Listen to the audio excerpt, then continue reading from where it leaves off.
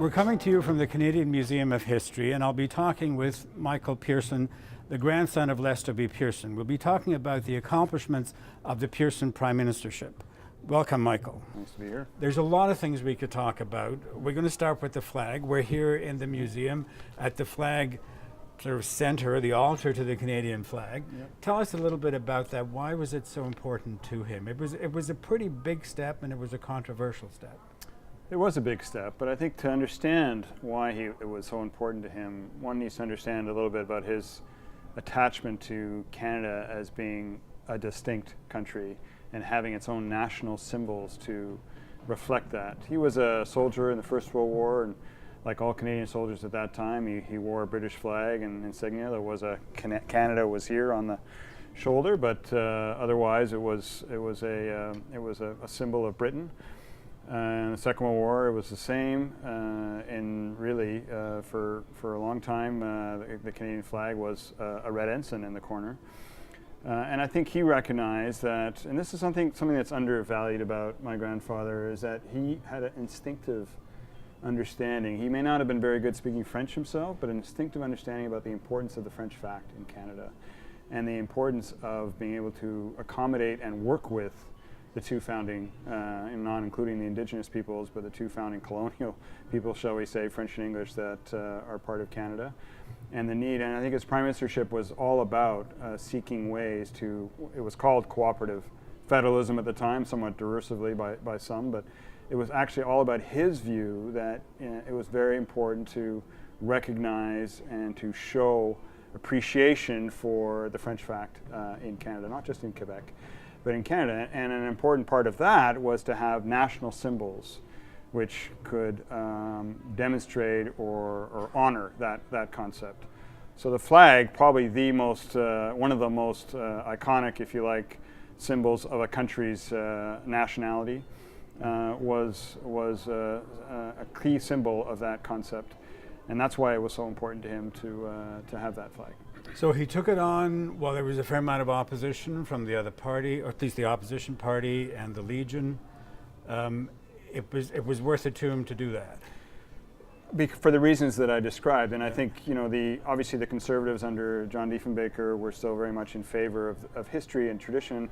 I think the important thing to understand about Granddaddy is a lot of observers, even at the time, Peter C. Newman most significantly as a journalist, but many others at the time, and then obviously since, have recognized that my grandfather reflected the future of Canada, whereas John Diefenbaker reflected the past of Canada. And the past was all about the mother country and support for the UK, the mother country, England. I mean, the fight between, or the dispute, if you like, or debate in Canada over the Suez Crisis was about that, was about us betraying, or my grandfather betraying the mother country because he did not wholeheartedly support the British view on the Suez Canal crisis. So the same situation in the 60s, the symbolism of the past, the red ensign, the flag, was something that the Conservatives and Diefenbaker believed in, couldn't be tampered with and shouldn't be changed.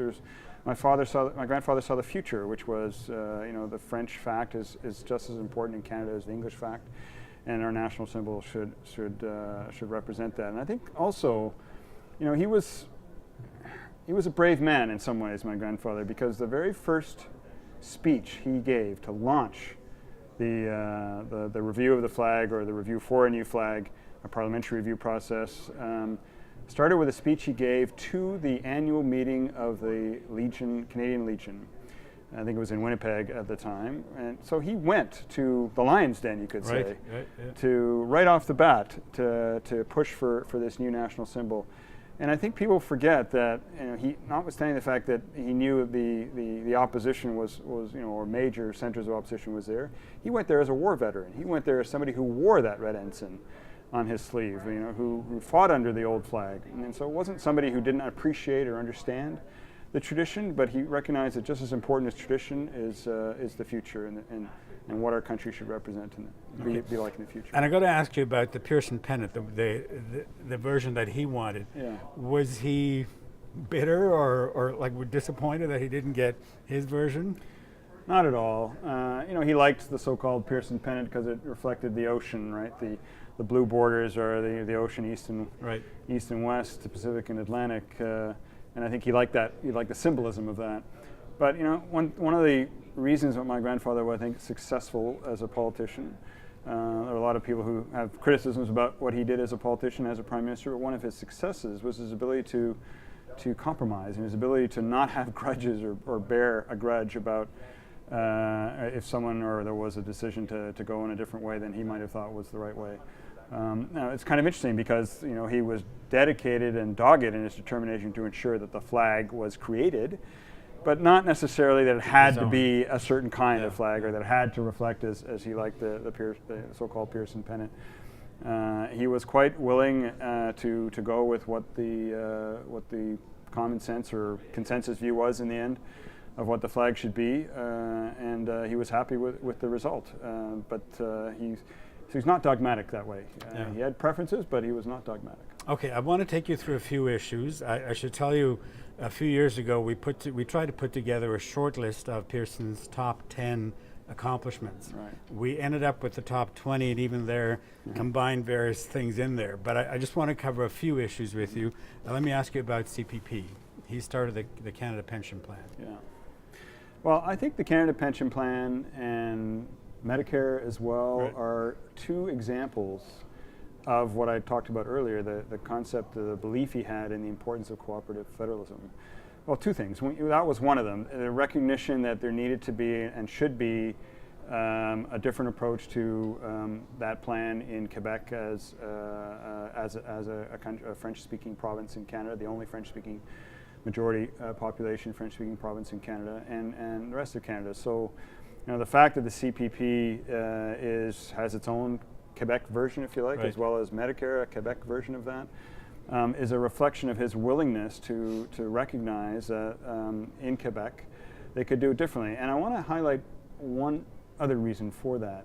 A lot of people don't recall that, understandably, that in the 1950s, the early 1950s, when he was the foreign minister, the external affairs minister, his seatmate in the House of Commons was Jean Lesage, who was, of course, the Quebec premier during the 1960s. And that relationship, that personal relationship, and those conversations that the two of them had in the 1950s when they were sitting in the House of Commons together, I think had an important influence on my grandfather's thinking about how to work with Quebec and what the interests of Quebec were. So when Lesage was the premier, he had a friend, he had a colleague, he had someone who he could relate to and understood, and who understood him, I think. And I think that relationship made a difference in how he looked at national programs and how they should be adjusted to reflect the Quebec reality. So that was the federalism part was one part, and the other part was the sense that I think my grandfather was always a bit of a left-leaning liberal, if you want to say more center left, I would say. And in that context, he believed in social policy, and he believed in providing support for the broader public good, and those two issues, of course, reflected that. I don't think he was worrying about what people were going to do in their retirement per se. He wasn't intellectual in that sense, or thought closely, or spent a lot of time reflecting on that. But he did want to make sure that people were not destitute, that there was a sense of equality and a sense of equal access or equitable access to Canada's resources, and to what the government needed to play the role of ensuring that the public could benefit from the public good, or from support from government in that way. And I think that's what was one of the other reasons that drove him to support those programs. And in a sense, with Medicare that had been started in Saskatchewan, he was taking an example of what worked well and expanding it across the country? My grandfather had no problem borrowing someone else's good idea. I mean, he had no sense of ownership that way. We talked earlier about peacekeeping and his view about that. The same thing with national programs or programs like that. He knew Douglas. He respected him. He recognized the value of the program in that sense. And plus, by the way, he was also a good listener. I think he understood. Paul Martin Sr., for example, was Minister of Health and Welfare for many years when my grandfather was also a minister in the same cabinet, and I think Paul Martin takes a lot of credit, or should take a lot of credit. He was foreign minister or external affairs minister in the 60s, but he had a strong sense of what liberalism should mean for national programs like Medicare or the CPP, and I think my grandfather respected that. And saw that as a value, but I don't think he thought he invented it, but he recognized its value that others had promoted and was happy to promote it. Yeah, so in this minority parliament, his relationship with Tommy Douglas would have been key to making a lot of these things happen.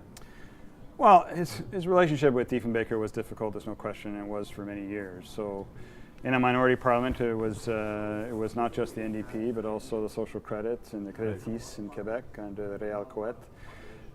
He had to make deals. He had to work with others to make some of these things happen.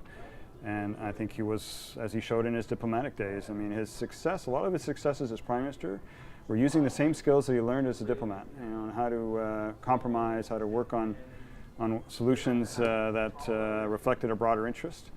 And were not based on, you know, supporting only a hard position or only a certain way of looking at things, and that mattered. That I think was what made him successful as a minority prime minister. I think he would have loved to have had a majority government. Who wouldn't have?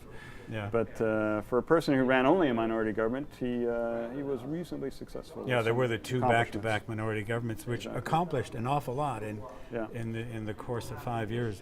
Yeah. The Auto Pact was probably one of his major economic successes. Would you agree? Well, I think the importance about the Auto Pact is the reflection of what, of course, we now take for granted now, which is free trade between us and the United States. You know, notwithstanding the recent debates about NAFTA and where it's going to go as a result of President Trump's approach, the Auto Pact way back in 1965 was a recognition that both countries could benefit by collaborating on the production of an economic in economic activities that would benefit the population of both countries.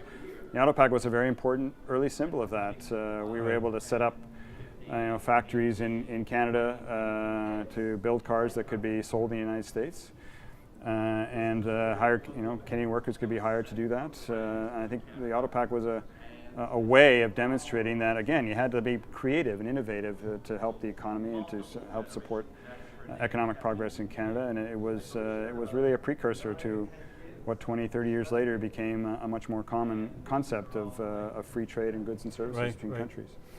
Can I switch to one foreign affairs issue, Vietnam? That was a tough period for the Canadian government. What was his approach there? Vietnam was a difficult issue. There's a lot of speculation about what would have happened. The old what ifs if John F. Kennedy had not been assassinated, would the United States have not gotten more deeply involved in Vietnam? No one can ever answer that question. No one ever knows for sure. But I think he may have had a different approach than Lyndon Johnson had. My grandfather's view on Vietnam was, to some extent, a reflection of his open-mindedness, which was not, as some people like to accuse him of, communist sympathies or anything like that. A recognition that there was a need to understand the new nationalism that existed in the developing world, and also a recognition that you cannot achieve your goals through military means in a way that used to be the case. And again, he learned that lesson in world wars. He learned that lesson in his diplomatic career, including as minister. So Vietnam for him, I think, was a symbol of a kind of war that it was not possible to win through military means. So when he made the decision, which was not supported by members of his cabinet, some members of his cabinet, was not supported by his foreign minister, external affairs minister at the time, Paul Martin Sr., his decision to go into the United States to make a speech in 1965 asking for suggesting to President Johnson that maybe a pause in the bombing of North Vietnam that had just been started a few months earlier might be an opportunity to create the space, just like peacekeeping or putting the United Nations forces in the Suez, offer an opportunity for the two sides to take a deep breath and think about what solutions other than a military solution might be possible. That was what drove him to make that suggestion. Obviously, he did not expect the kind of reaction that he would get from President Johnson, and I know it's true that President Johnson did not trust him and respect him the way he had up until that time. And if he had a second chance to look at it, my grandfather might have made that speech in Canada instead of in the United States, perhaps. So I think he still would have made the speech. Yeah.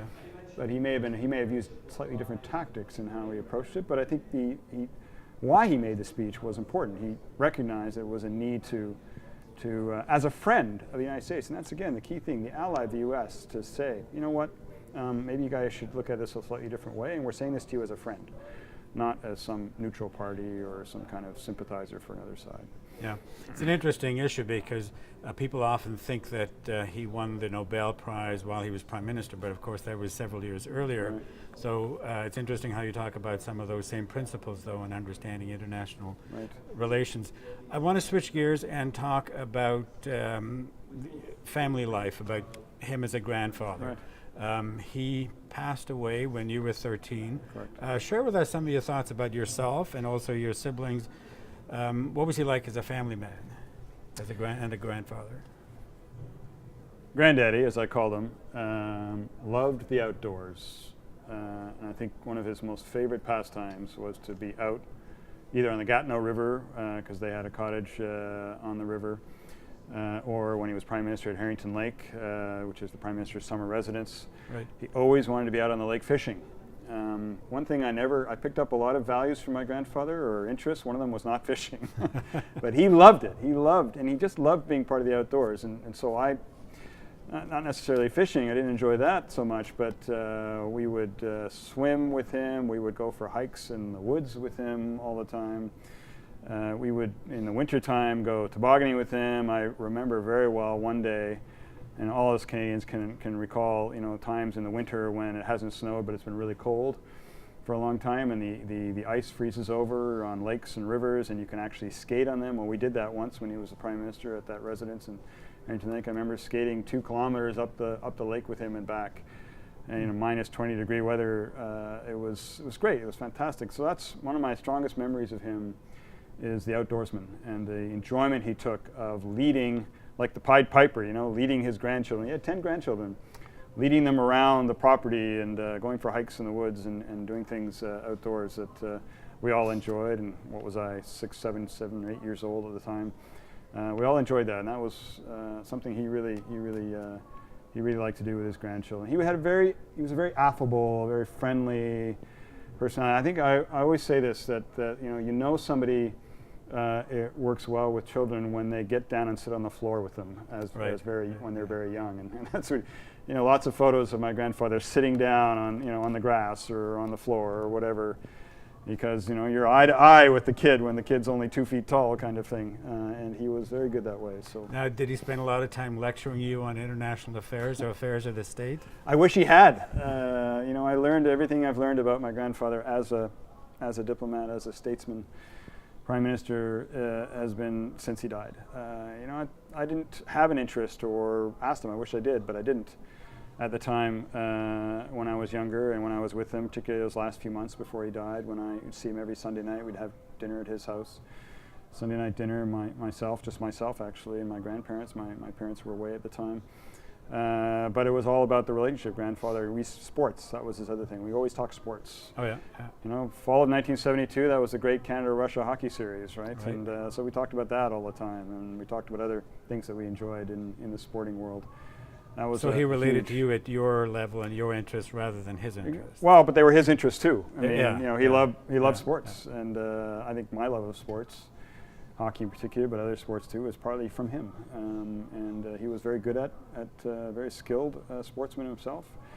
I mean, not too many prime ministers played baseball on Parliament Hill as he did in the 1960s, when he was in his late 60s doing that. So he was a lover of the outdoors, a lover of sports, and those are the things that I remember talking to him about and experiencing with him. Well, that's wonderful. Thank you very much. That concludes our conversation with Michael Pearson, the grandson of Lester B. Pearson, as we discussed the accomplishments of the Pearson Prime Ministership.